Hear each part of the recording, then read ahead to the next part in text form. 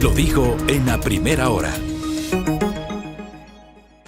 Resulta que la semana anterior, el gobierno del presidente Lasso, entre gallos y medianoche, creo que ahí sí aplica gallos y medianoche, su gobierno, su ministro de Trabajo, pretendieron meter por las tranqueras, calladitos, queditos, 6 acuerdos ministeriales sin conocimiento del sector de los trabajadores de este país y que, según han denunciado varios dirigentes laborales, eran claramente atentatorios contra los derechos de los trabajadores y trabajadoras de la República. Frente a esta polémica, la nueva ministra de Trabajo, la abogada Ivonne Núñez, ha advertido que los acuerdos ministeriales no serán publicados en el registro oficial. Pero, ¿qué implicaban esos acuerdos ministeriales? Le quiero agradecer a la abogada Angie Toapanta, que está conectada con nosotros vía telemática. Ella es jurista, especialista en materia laboral. Abogada, bienvenida, buen día, le saludamos. Mi compañera Belkis Sánchez y quien le habla Fabricio Vela. ¿Cómo está usted? Hola Fabricio, hola Belkis, buen día, muchísimas gracias por la invitación. Bienvenido. A usted, doctora, por aceptar esta entrevista. A ver, yo le pregunto si es tanto así como se ha denunciado, que esos acuerdos ministeriales eran lesivos a los derechos de los trabajadores del país. Así es, Fabricio, absolutamente eran acuerdos ministeriales lesivos. Recordemos que ya hace algún tiempo nosotros venimos atravesando una ola de reformas laborales camufladas a través de acuerdos ministeriales que lo que han significado es la precarización de las relaciones de trabajo. Y acostumbraba ya el Ministerio de Trabajo a tratar de saltarse un poco el Código del Trabajo y la Constitución a través de acuerdos ministeriales, ¿no? Sin embargo, yo creo que lo más grave que ha sucedido en cuanto a acuerdos ministeriales fue lo que sucedió hace algunos días, cuando en su último día de funciones, el exministro Donoso publicó en la página web del Ministerio del Trabajo acuerdos ministeriales que habría suscrito días antes, que implicaban, por un lado, el aumento camuflado de la jornada de trabajo. Nosotros en Código de Trabajo tenemos una jornada máxima de 8 horas al día. Él, de una manera camuflada, autorizó que esa jornada pueda ser de hasta 12 horas al día y de hecho también autorizó que se pueda trabajar 70 días continuos sin descanso, entre otras formas contractuales que fueron modificadas para aumentar el plazo sin que dejen de perder la característica de ser a plazo fijo, ¿no? Entonces, para decirlo brevemente, esas fueron algunas de las reformas que por supuesto significan ir en contra de toda prohibición de precarización que establece la Constitución. Buenos días, bienvenida nuevamente. Si bien, sin duda alguna, estos acuerdos ministeriales beneficiaban, en este caso en gran medida, al sector empleador, ¿qué aparente beneficio podía traer al trabajador de habérselo aplicado? Porque, vamos, si es que se intentó poner en marcha estos decretos ejecutivos, algún discurso habrán tenido bajo la manga precisamente para convencer a los empleados, en este caso, de que tendrían algún beneficio. Bueno, la verdad es que el Ministerio del Trabajo acostumbra a emitir normas de manera inconsulta. Yo creo que esa ha sido una de las diferencias que ha marcado la actual ministra del Trabajo, quien ha dicho que va a respetar el principio de consulta tripartita ratificado a través de convenios de la Organización Internacional del Trabajo. Eso me parece un buen inicio, me parece algo interesante. Sin embargo, los ministros anteriores nunca acostumbraban a consultar a la parte trabajadora y entiendo yo que menos a la parte empleadora, pero no me parecería muy necesario sabiendo que ministros como el ministro Donoso fueron representantes de cámaras empresariales, por ejemplo. Entonces creo que ahí la relación directa no ameritaría una consulta. Sin embargo, sí que en el discurso oficial empezó a decirse mucho a través de la gente que sería beneficioso de pronto trabajar de esa manera, y yo creo que ahí el análisis estaba escapando un poco, ¿no? Porque la gente empezó a decir que tendría más días libres de trabajo, de descanso, perdón, y eso no era así, no era lo correcto. Lo que nosotros siempre hemos dicho desde los sectores sindicales, y lo digo también como asesora de CEOs, nosotros apostamos al trabajo digno, no a cualquier tipo de trabajo, y si es que permitimos que exista un pequeño avance, aunque sea en permitir 12 horas de jornada de trabajo, luego quizás estaremos permitiéndolo todo y realmente nosotros nos aferramos a los derechos que tenemos en el Código del Trabajo y no permitiríamos que ningún gobierno pueda ser regresivo en ese sentido. ¿Sabe por qué yo le planteaba esa pregunta también? Porque entre estos acuerdos también hubo uno que fue cuestionado por especialistas laborales y así lo recogen medios digitales y tenía que ver con este nuevo tipo de contrato para personas de 50 años en adelante próximas a jubilarse. Ahí habrá habido quien diga, bueno, qué positivo en este caso que se tome en cuenta a personas ya de 50 años en adelante que pocas opciones tienen ahora mismo en el mercado laboral. Sin embargo, esto fue también duramente criticado. Sí, en efecto. Realmente yo creo que existen una serie de acuerdos ministeriales que más allá de las buenas intenciones no han podido ser aplicados. E incluso muchos de los acuerdos ministeriales regresivos de la época de Moreno y de la época de Donoso no han sido totalmente aplicados porque ya es difícil pasar de la norma a la práctica. Y mucho menos cuando se trata de ese tipo de acuerdos ministeriales que lo que trataban era de incluir a personas. Yo solo pongo un ejemplo, Belkis, Fabricio, las cuotas de género, por ejemplo, o las cuotas de empleo joven que llevan años en la legislación nacional y no han podido ser cumplidas. Realmente ese acuerdo ministerial, si bien tenía una buena intención, en el fondo era súper difícil aplicarlo, pero sobre todo no creemos que sea la solución efectiva al problema de empleo que tenemos, ¿no? Que es más profundo y no se soluciona con un acuerdo ministerial de buenas intenciones. Hablemos un poquito del contenido, yendo un poco más profundamente el contenido, porque hay una parte que creo que lo que más se viralizó y más discusión y polémica generó cuando se supo de la emisión de esos acuerdos ministeriales suscritos a 2 días de que termine el gobierno del presidente Lasso. Aquel que establecía una jornada no de 8, sino de 12 horas. ¿Qué significaba eso, doctora? Bueno, primero resaltar que ese era un acuerdo ministerial que regulaba en general las jornadas de trabajo. Eso quiere decir que podría ser aplicado para cualquier persona. En segundo lugar, lo importante es tener en cuenta que se permitía hasta 12 horas de trabajo continuo, de manera que las 40 horas semanales puedan repartirse en hasta 12 horas al día. Sin embargo, claro, la gente en principio podría decir trabajo 3 o 3 días, 12 horas y el restante de días, las horas que me restan, ¿no?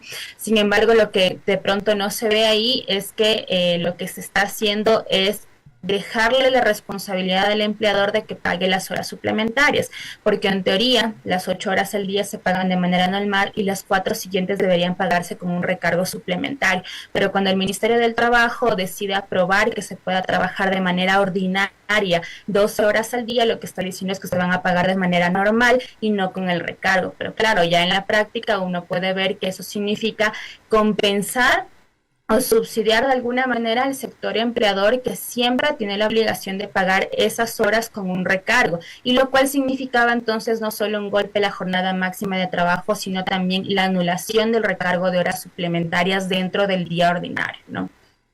Pero, a ver, significaba entonces que si se trabajaba 4 horas adicionales, esas 4 horas no le iban a pagar al trabajador como hora extra suplementaria. No, la iban a pagar de manera normal porque el acuerdo ministerial autorizaba el trabajo hasta 12 horas al día, en el entendido de que las 40 se repartían de esa manera, ¿no? Pero evidentemente ya estamos hablando de que la jornada máxima era de 8 al día y esas 4 sí o sí debían ser pagadas como suplementarias. Pero entonces estaríamos hablando que esa parte terminaba siendo ilegal.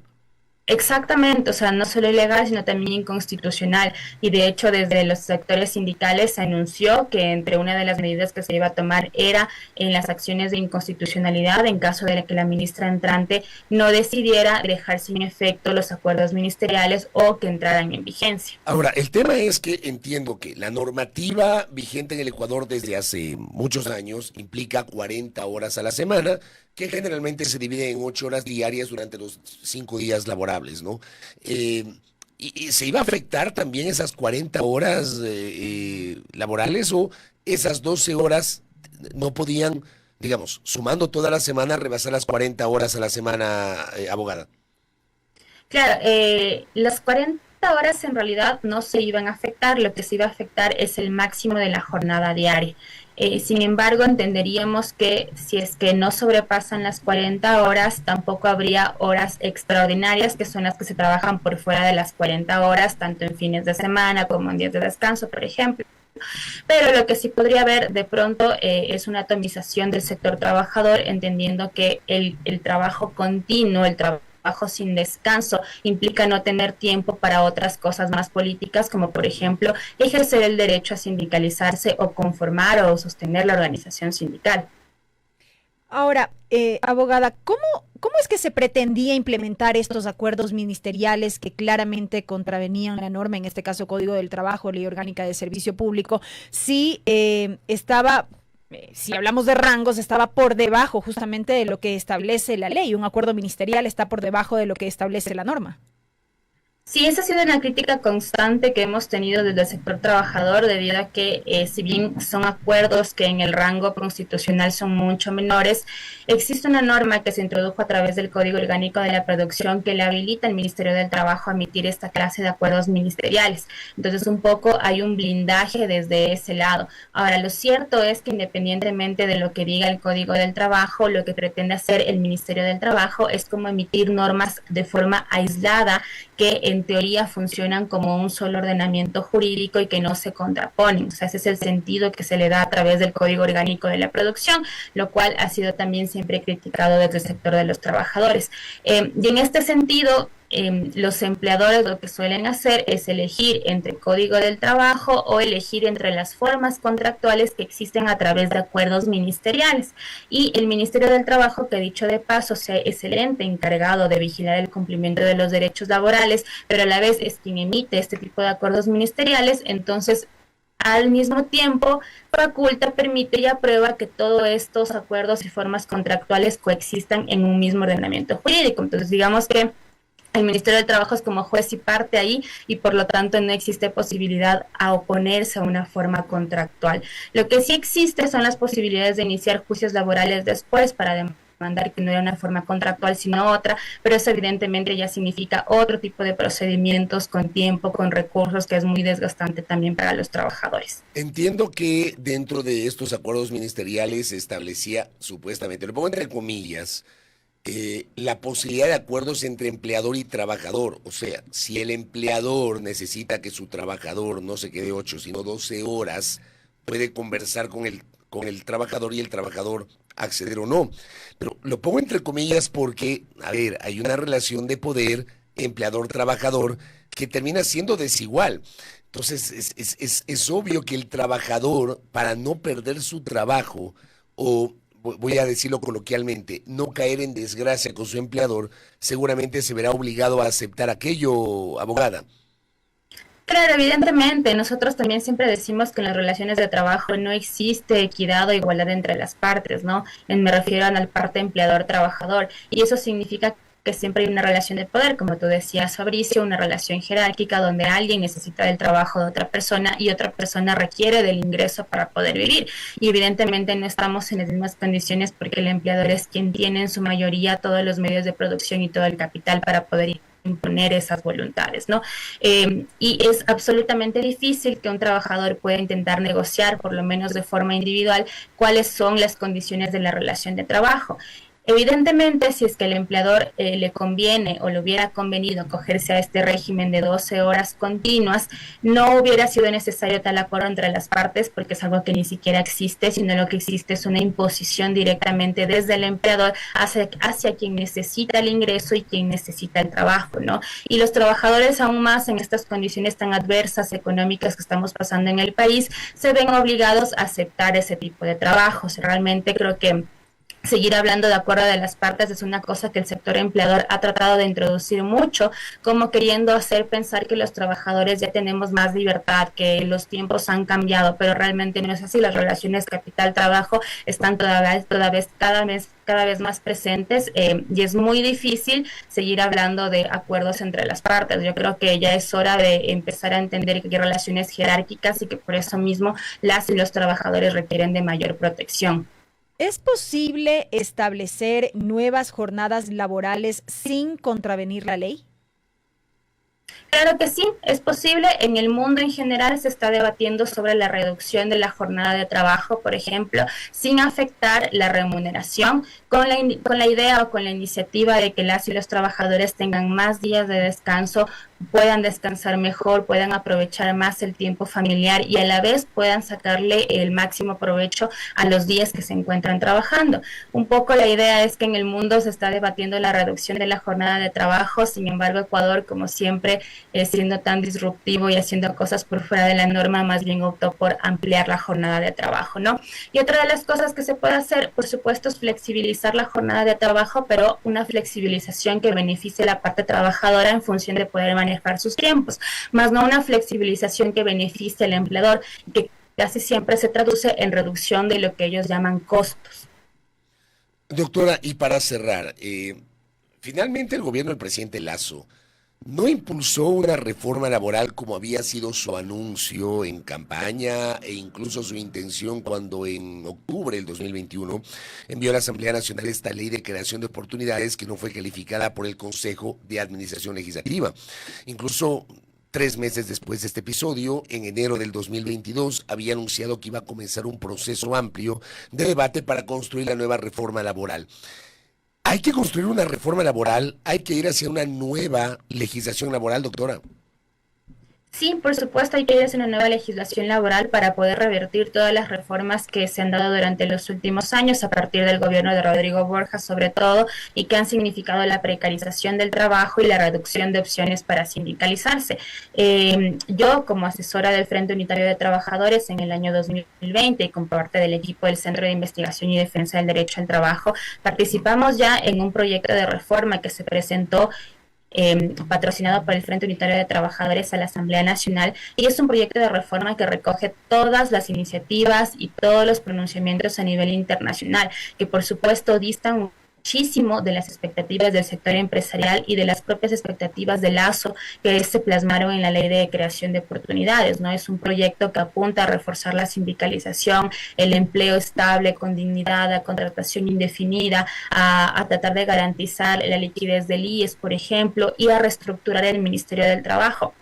Una de las normas interesantes, o mejor dicho, 2 de las normas interesantes que incluye este proyecto es la sindicalización por rama, y la otra es la reestructuración del Ministerio del Trabajo al punto de no permitir o digamos distanciarnos de la idea de que los ministros o ministras vengan del sector empresarial. Yo creo que la nueva ministra puede ser un avance en ese sentido, sin embargo también habrá que ver en el camino hasta dónde llegan sus oportunidades y hasta dónde llega su compromiso con las y los trabajadores. Acá me dicen, Luis Ernesto Sánchez dice, sobre el aumento a 3 años del periodo de prueba. Esto también estaba incluido, ¿verdad?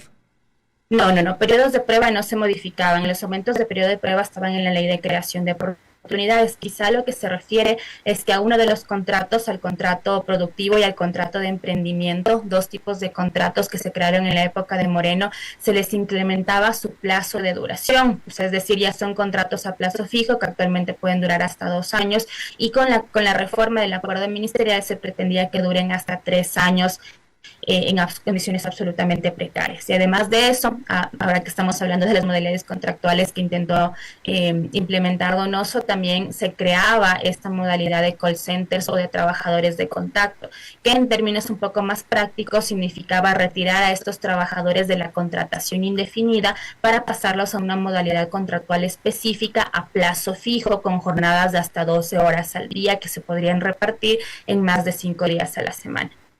Correcto, abogada. Le quiero agradecer por sus aportes. Finalmente habrá que evaluar la gestión que impulsa la ministra de Trabajo, Ivonne Núñez, que ya ha anunciado que estos acuerdos ministeriales no serán publicados en el registro oficial. Abogada Toapanta, gracias. A ustedes, muchas gracias y un buen día. Muy gentil, Angie Toapanta, abogada especialista en temas laborales, con sus alertas sobre esta intención por las tranqueras de meter unos acuerdos ministeriales que finalmente no entrarán a regir porque no serán publicados en el registro oficial. Primera plana. Todas las noticias, todas las voces.